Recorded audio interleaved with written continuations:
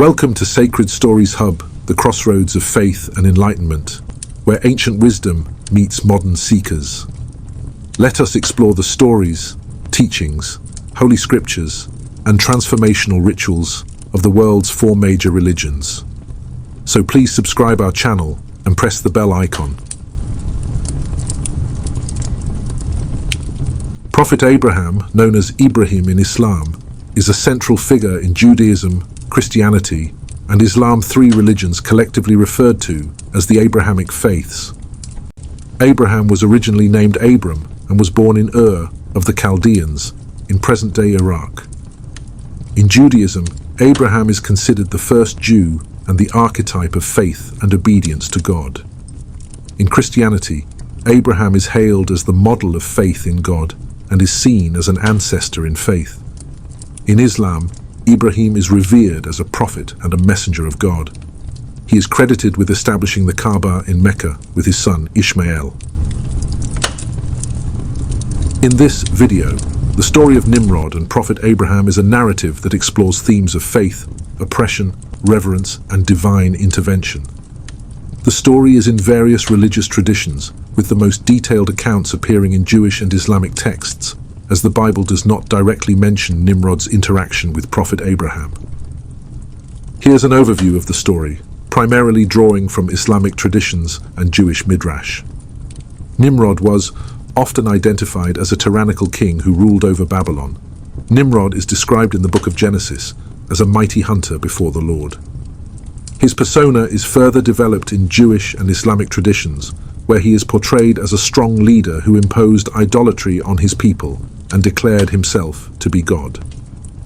Abraham was recognized as a prophet in Islam, Ibrahim, and a father of prophets in Judaism and Christianity. Abraham is celebrated for his unwavering faith in the one God and his rejection of idolatry from an early age.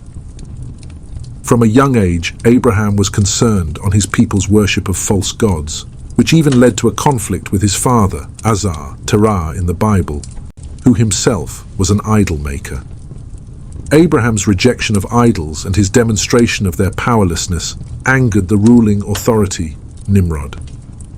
The Quran, while not naming Nimrod directly, alludes to a dialogue between Abraham and a king which is widely believed to be Nimrod, where Abraham argues for the worship of the one God who gives life and causes death.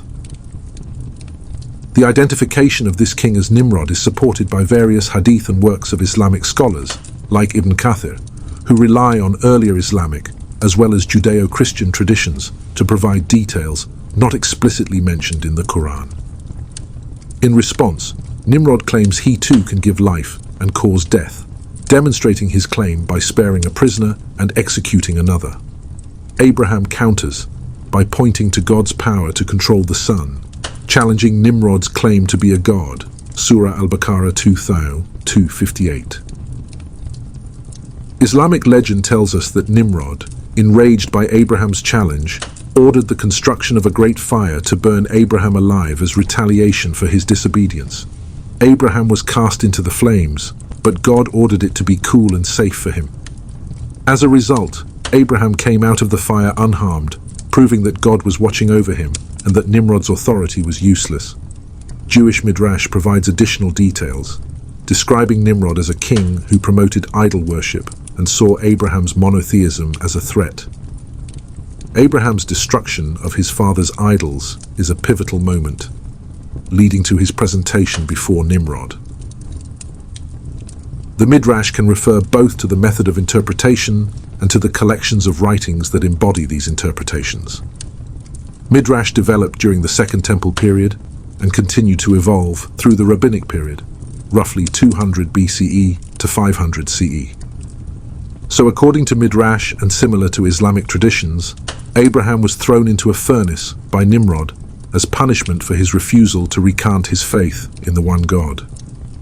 Miraculously, Abraham survived the ordeal, with the fire harming none but those who wished him ill, further solidifying his faith and leading others to question Nimrod's authority. Another remarkable narrative about Prophet Abraham is his encounter with King Abimelech, which is told in Genesis chapter 20. This story delves into topics of terror, ethics, and divine intervention. Abraham travels with his wife Sarah to the Gerar area, where he thinks that the locals would kill him for taking Sarah since she is so lovely. To protect himself, Abraham tells everyone that Sarah is his sister, not his wife, allowing King Abimelech of Gerar to bring her into his court without learning she is Abraham's wife. God appears to Abimelech in a dream and warns him that he is in risk of dying because he has taken another man's wife. Abimelech, who had not yet slept with Sarah, excuses himself by claiming that he did this with the purity of his heart and the innocence of his hands, having been assured by Abraham that Sarah was his sister. God recognizes Abimelech's innocence and orders him to deliver Sarah to Abraham, warning him that if he doesn't, he and his entire household would perish. The next day, Abimelech confronts Abraham about his deception, inquiring why he and his country were subjected to such grave transgression. Abraham states that he believed there was no fear of God in Gerar and that they would murder him for his wife. Following the explanation, Abimelech restores Sarah to Abraham, compensates him with livestock and slaves, and provides them land to dwell on. Abraham prays to God, and God heals Abimelech, his wife, and his slave girls, permitting them to carry children again. The Lord had earlier blocked all the wombs in Abimelech's household because of Sarah.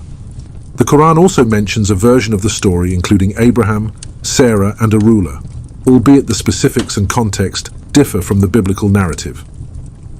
The Quranic text does not clearly name the king in question, and the place and circumstances are less detailed. The incident is told in Surah Al-Anbiya, although it concentrates on wider themes of Abraham's conflicts with his community's idolatry, including a direct challenge to the established worship rituals. The account of Abraham's interaction with a monarch over Sarah is recorded briefly and elusively in Islamic tradition, and is occasionally connected with a character similar to the biblical Abimelech. The narrative of Nimrod and Abraham is a potent symbol for the victory of monotheistic religion against despotism and idolatry. It emphasizes the concepts of supernatural protection, the significance of challenging incorrect ideas, and the bravery required to confront injustice. The narrative is used by both Islamic and Jewish faiths to highlight the strength of faith and the notion that genuine trust in God is capable of overcoming any obstacle on earth. That's all on Prophet Abraham, the first Hebrew patriarch. Hope you liked the video. Please subscribe the channel and press the bell icon. Our message is respect humanity, respect all religions. God bless.